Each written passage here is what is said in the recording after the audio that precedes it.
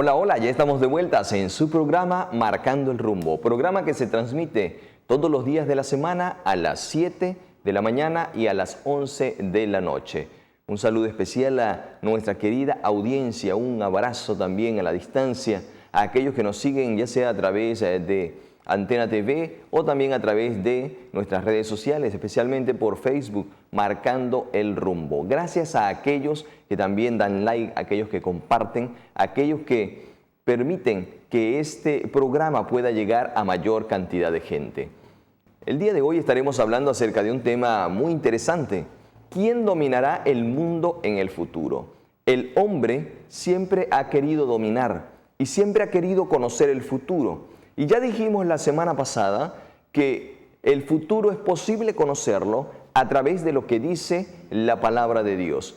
Y qué impresionante que la palabra de Dios ya nos dice quién dominaría el mundo.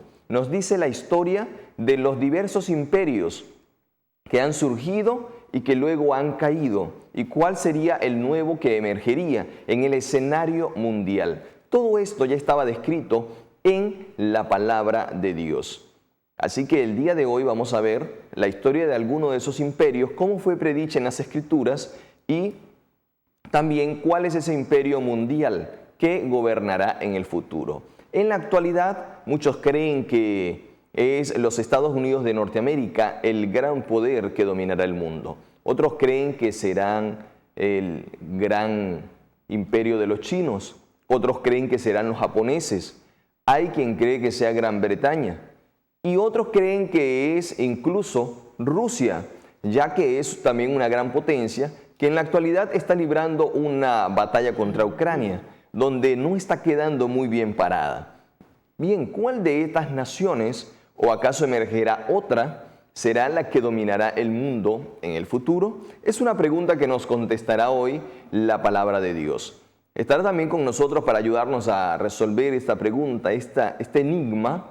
Estará con nosotros también el pastor Rafael Cauro, a quienes saludamos, y le pedimos también que envíe un saludo a nuestra prestigiosa audiencia. Bien, buenos días tengan cada uno de ustedes, los televidentes de esta prestigiosa televisora. Al mismo tiempo damos las gracias al Señor por permitirnos estar de nuevo con vosotros en su programa Marcando el Rumbo. A través de la Sagrada Escritura, como dijimos la semana pasada, estaremos desvelando el futuro, dando a conocer lo que ya está escrito y que solamente recordamos lo que la palabra del Señor nos dice para el día de hoy y para el día de mañana y para el futuro. Muy bien, entonces, ¿será China, será Rusia, será Estados Unidos, será Japón o será alguna otra potencia? Lo vamos a ver hoy a la luz de la palabra de Dios. Recordemos que la semana pasada decíamos que solo hay una persona o solo hay una manera correcta de poder conocer el futuro. Esa manera es mirando lo que ya nos dejó escrito nuestro Padre Dios, porque Él dice que Él es el único que puede conocer el futuro. Él es el que conoce el fin desde el principio y Él es el que anuncia las cosas que aún no existen como si ya existieran. ¿Y dónde dejó todo esto escrito? Lo dejó escrito en su palabra, que también estudiamos que su palabra nos presenta datos científicos, datos históricos, nos presenta profecías acerca de lo que va a suceder y de las cosas que están sucediendo. Así que a la luz de la palabra de Dios vamos a ver esta gran revelación de qué imperio dominará el mundo en el futuro. En una oportunidad hubo un rey llamado Nabucodonosor, rey de Babilonia, quien tuvo una gran revelación.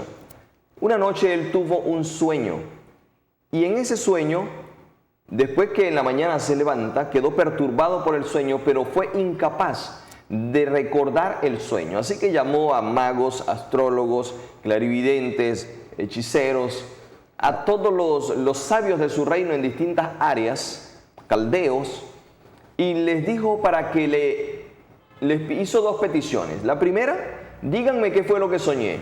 Y la segunda, díganme la interpretación del sueño. Lamentablemente ellos dijeron, mira, nunca nadie nos ha pedido tal cosa, siempre nos cuentan el sueño y nosotros damos la interpretación, Pero lo que tú nos pides nadie lo ha pedido antes. Nadie nos ha dicho, dime el sueño y la interpretación. Él los acusa de ser falsos y no estaba muy lejos de la realidad, porque muchas de estas personas lo que hacen es engañar a la gente. Tú le cuentas un sueño y ya ellos te inventan cualquier interpretación. Si le dices a uno te da una interpretación, le dices a otro te da otra interpretación, de eso ya hablábamos la semana pasada. Y entonces el rey los iba a mandar a matar a todos. Pero entre todas estas personas había un siervo de Dios, quien no había sido consultado, llamado Daniel. Y Daniel tenía, según nos dice la Escritura, la capacidad divina de poder interpretar sueños, visiones, de poder ver también el futuro, porque Dios le mostraba. Y Daniel entonces fue ante el rey y le contó cuál era el sueño y la interpretación. Y le dijo, tú, oh rey, estabas durmiendo. Incluso, esto está en Daniel capítulo 2, para aquellos que quieren comprobarlo con la Escritura. Daniel capítulo 2, y le dice, tú, oh rey, estabas en tu cama, estabas que no podías dormir, y pensando qué sería de tu imperio en el futuro, el gran imperio babilónico.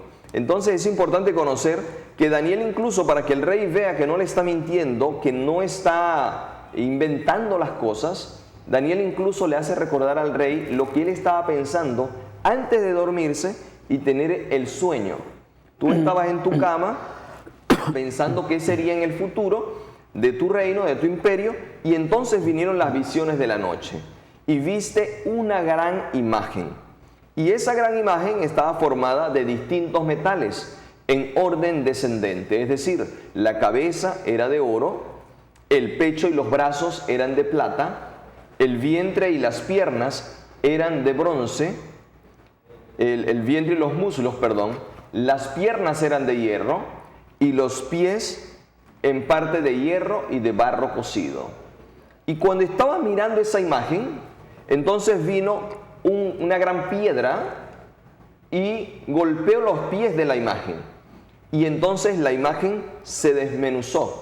Y de esa piedra surgió un gran monte y surgió un gran reino que reinó para siempre, por los siglos de los siglos. Ahí podemos ver la estatua como era una estatua de metales descendentes, comenzando desde un metal muy precioso como es el oro en la cabeza, hasta terminar con algo que no apreciamos, que es el barro. Barro y hierro en los pies. Y la gran piedra que golpeó la imagen, de la cual entonces se formó un gran reino que duró para siempre, duraría por siempre y para siempre.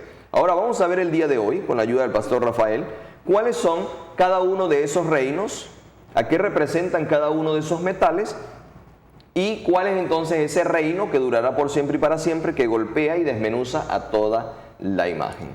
Entonces, en primer lugar, ¿qué representa esta imagen? Sí, la preocupación del rey Nabucodonosor, que así se llamó el rey de Babilonia, más o menos nos estamos ubicando en el año 600 a.C. La preocupación de todo rey, de todo presidente, de toda persona influyente dentro de una nación es cómo va a ser mi reino, qué me deparará el futuro, cómo he de gobernar, qué ha de suceder. Y por eso la semana pasada estuvimos hablando de que si era posible conocer el futuro. Triste y lamentablemente la mayoría de estas personas consultan con las personas que tienen a su alrededor, como lo hizo el rey Nabucodonosor. En este caso llamó, como ya dijiste anteriormente, a los clarividentes, llamó a las personas que tenían la actividad de dar a conocer los misterios. Pero el problema del rey en este sueño, cuando él se preocupa, Dios le muestra a través de una gran imagen que ya vimos en pantalla, la gran imagen grande, enorme, que se componía de diferentes metales. Y esta cabeza de oro, ¿sí? Porque comienza con una imagen con una cabeza de oro. Esta cabeza de oro representa, por supuesto, el primer reinado, que fue el mismo rey Nabucodonosor. Luego este hombre, queriendo prolongar su reino, hizo otra estatua más o menos tenía 30 metros de altura y 6 metros de ancho. La hizo todo de oro para perpetuar su reino, porque aquí Daniel le muestra a él que la única parte que él va a gobernar era exactamente en la cabeza de oro. Esta cabeza de oro, allí comienza el imperio del oro, el imperio de Babilonia, conocido con una de las 7 maravillas antiguas del mundo, como fueron sus jardines colgantes, avenidas llenas de leones prácticamente de oro, todo el oro. El oro abundaba de manera especial en el tiempo del rey Nabucodonosor. Por lo tanto, en esta gran imagen, como cabeza, él es precisamente la imagen de la cabeza de oro representando a Babilonia. Entonces Daniel le dice claramente, de parte de Dios, Daniel le dice, tú eres esa cabeza de oro, dándole a entender a Nabucodonosor y a nosotros de que esa estatua representaba reinos, diferentes reinos que entrarían en el escenario mundial. Babilonia es entonces la cabeza de oro. Y a la par de esto podemos llevar la historia universal. Aquellos que conocen de historia universal van a entender esto perfectamente. Podemos llevar la historia universal con las escrituras. Y tal como dijimos la semana pasada, la Biblia no es un libro de ciencia, la Biblia no es un libro de historia, pero la ciencia y la historia están claramente en concordancia con las escrituras. Entonces Daniel le dice al rey, tú eres aquella cabeza de oro. La cabeza de oro es Babilonia. Pero la Biblia ya había profetizado de que los medos gobernarían después de Babilonia. La Biblia decía tan claro que vendrían, destruirían Babilonia y reinarían en su lugar. ¿Concuerda esto con la historia? ¿Qué nos dice la historia después de que pasa este imperio de la cabeza de oro que es Babilonia? Sí, el imperio babilónico, ya predicho por Daniel cuando dio a conocer esta gran profecía de esta estatua, de esta gran imagen, predice la caída de Babilonia. Babilonia estuvo reinando aproximadamente desde el año 600 a.C. hasta el año 538 a.C., época descendente. Recordemos que Cristo divide las dos épocas, antes de Cristo, y luego Cristo divide la época, la historia cristiana, antes de Cristo, después de Cristo. Hoy estamos después de Cristo, ¿no? Entonces, cuando el rey de Babilonia se le dice que él es la cabeza, entonces dice, después de ti vendrá otro reino, porque es que el sueño era tremendo, ¿no? Las personas que estaban allí dijeron, esto lo puede revelar solamente un Dios cuya morada no es en la tierra, un Dios que ellos no conocían, pero que era el Dios de Daniel, el Dios que inspiró la Sagrada Escritura y que nosotros conocemos hoy a través de la Sagrada Escritura. Después de ti, después de la cabeza de oro, vendrá un reino inferior, compuesto por los brazos y el pecho, representando a los medos y a los persas, los medos y los persas. Ellos allí comenzaron también a reinar, los medos y los persas, a través del año 538, una vez caída Babilonia, hasta el año 331 a.C. Ellos comenzaron a gobernar y ya el oro no era tan tomado en cuenta como lo fue en Babilonia. Si ahora el metal que seguía era precisamente la plata. Allí comenzaron a circular las monedas de plata a través del intercambio comercial. Ya sería un reino, a pesar de que el oro había pasado, ya sería un reino inferior. Notemos de que oro y luego viene la plata. Los medos y los persas fueron esa nación que conquistaron a Babilonia, al rey Nabucodonosor, destruyeron prácticamente el reinado de Nabucodonosor y comenzaron entonces a reinar ellos a través de estas dos grandes potencias, los medos y los persas, a través de sus leyes, a través de sus soldados de plata, como se les conoció, y comenzaron entonces el reinado de ellos, repito, que duró desde el año 538 al año 331 a.C. Muy bien, pero la profecía allí no se detiene. El pecho y los brazos de plata representan el imperio unido de los medos y los persas. Pero la profecía dice que luego vendría otro reino inferior, que estaba representado por el vientre y los muslos de bronce. Ese reino inferior nos está hablando entonces del imperio que vendría después de Medo-Persia. Y Medo-Persia, según la Biblia y según la historia universal, fue seguido por el reino o el imperio de Grecia, cuyo mayor exponente fue Alejandro Magno. Filipo, su padre, empezó la unificación del imperio macedónico y lo recibe Alejandro, quien lleva adelante una serie de conquistas y lleva a su máximo esplendor al imperio de los griegos. ¿Qué podemos conocer? ¿Qué nos puede decir acerca del vientre y los muslos de bronce, en este caso representado por Grecia? Grecia, como ya lo dijiste anterior, tuvo un solo rey. El rey fue Alejandro Magno, este hombre tan famoso, tan conocido. Dentro de la historia, películas se han hecho sobre él, porque fue un hombre totalmente valiente, un hombre que así como conquistó al mundo en su periodo de su juventud, un hombre también que vivió muy poco tiempo, vivió exactamente 33, 34 años. Pero notemos algo interesante acá, ya su reinado no era ni de oro, ni de plata, sino de bronce. A los soldados de Alejandro Magno se llamaban los soldados del bronce, quien cuando iban a la conquista brillaban a través del sol esas armas, esos escudos, esas espadas de bronce, y eso infundía un temor tremendo. Pero después de que ya el sol comenzaba a declinar, entonces ya el brillo se perdía. Así fue el efímero gobierno de Alejandro Magno. Notemos algo interesante, el gobierno de Alejandro Magno es representado a través de la estatua de Nabucodonosor, a través del vientre y los muslos. En el vientre, en la parte del vientre, hacia la parte de acá hacia abajo, nos encontramos con muchos órganos y entre ellos está el estómago.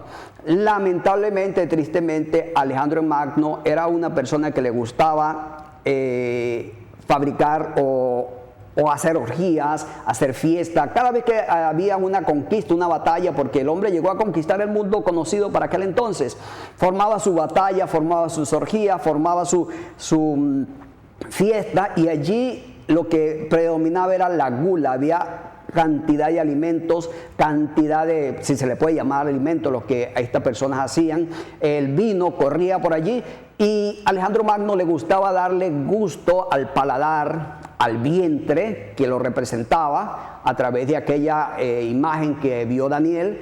Y entonces, tristemente, a la edad de 33 años murió muy temprano a la edad, porque trató de tomar 2 veces la copa de Hércules, que contenía esta copa 5 litros, se la tomó haciendo una apuesta con sus coterráneos allí, se tomó la copa, después se la quiso volver a tomar, venía padeciendo de una fiebre alta que le había dado en su conquista por los lugares donde estuvo, y le dio una fiebre tremenda. Esto logró aumentar más su debilitada salud y lamentablemente murió.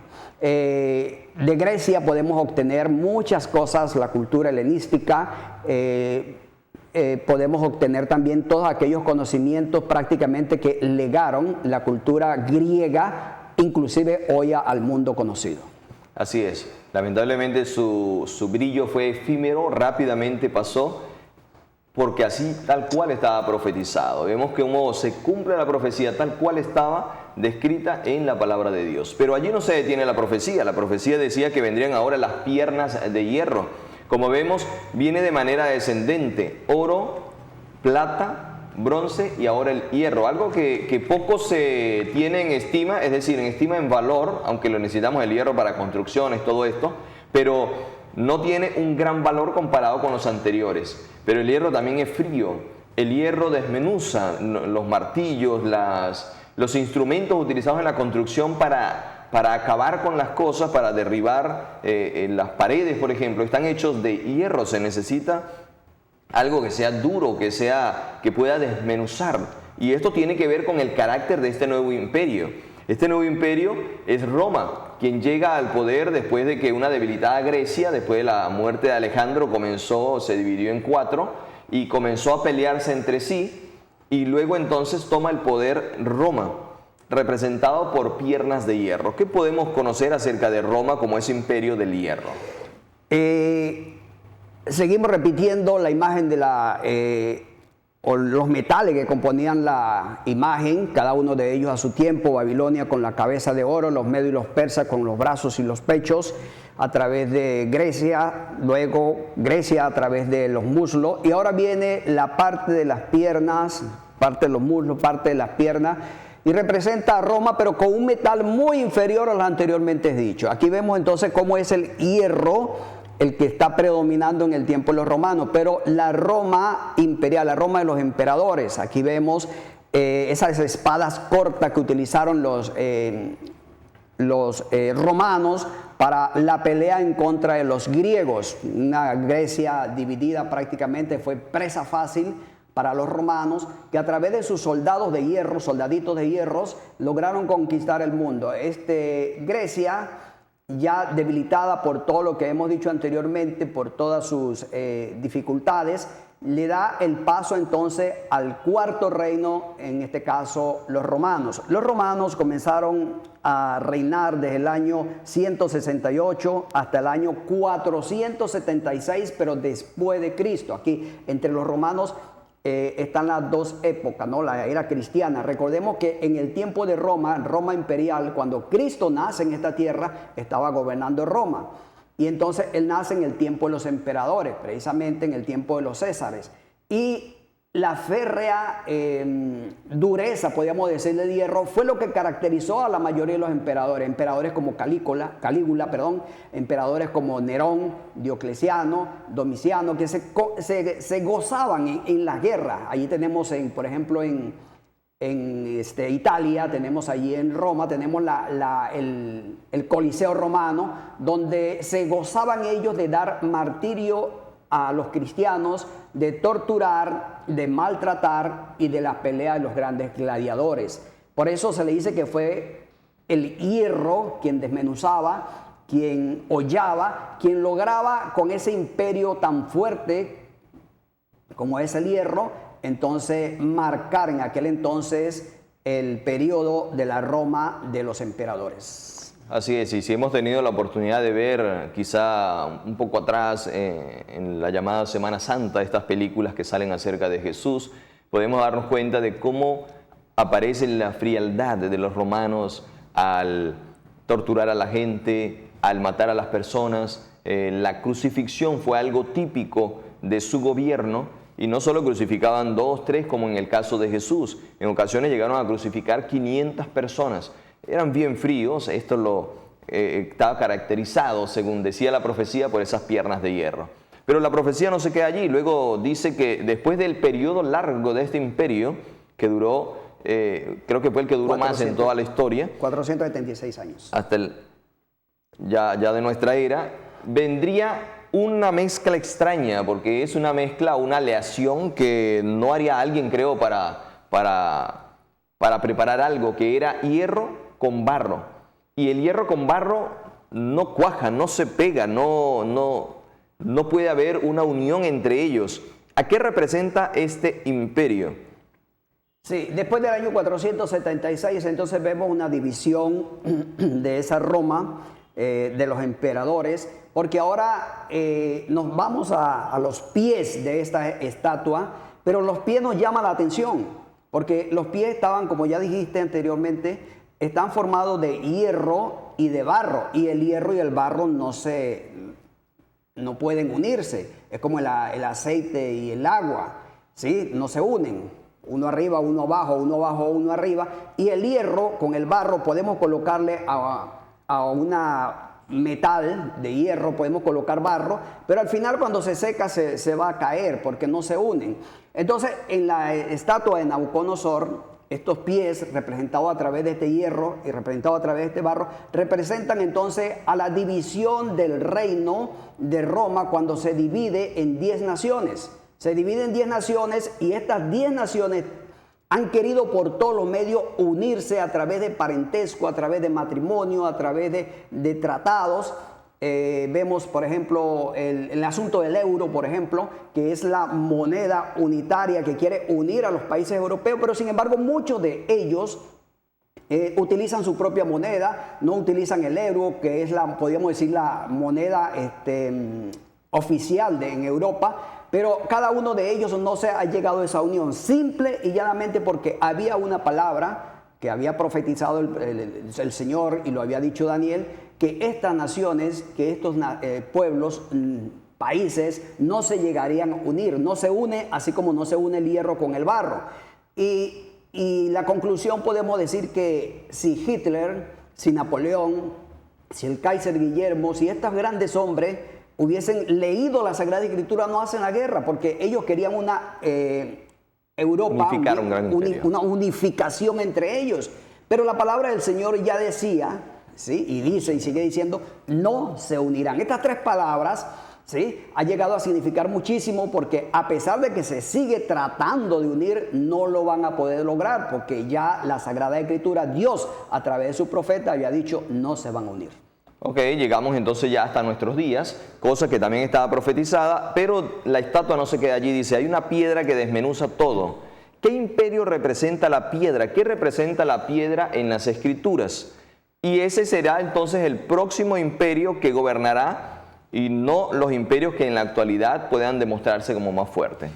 Cuando Daniel comienza o está finalizando prácticamente la profecía o el sueño de Nabucodonosor, notemos algo interesante. Él deja que estos gobiernos tomen el control, Babilonia, Medo-Persia, Grecia, Roma en sus dos etapas, tanto pagana, podríamos llamarlo Roma de los emperadores, y la Roma papal, que es la que prácticamente hoy se establece. Entonces dice que se ve una imagen, allí una piedra que hiere la estatua. Esta imagen que hiere la estatua, ya no vemos que no tiene ningún metal, es una piedra. Y la piedra la representa la Sagrada Escritura como la piedra del ángulo, la piedra desechada. Esta piedra representa a Jesús. Notemos algo interesante, ya para concluir, dice que esta piedra no fue cortada por mano humana. O sea que es de origen divino. Y como es de origen divino, establece un nuevo reino. Ya reinaron ustedes, ahora me toca a mí, dice el Señor, porque la piedra representa a Jesucristo. Así a es. Jesucristo en su segunda venida, que va a establecer un reino en este mundo. Así es, amigos y amigas, hermanos, que nos están viendo a esta hora, nos verán en diferido.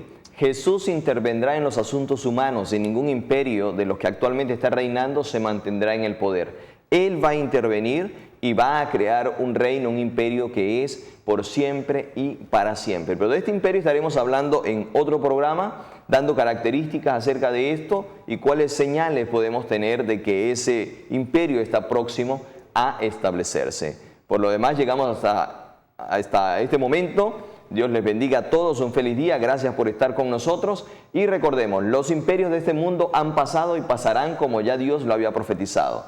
Pero Dios nos invita a formar parte de un reino, de un imperio que será por siempre y para siempre, que estaremos estudiándolo luego. Un saludo para todos, un feliz día, Dios les bendiga. Feliz día y bendiciones.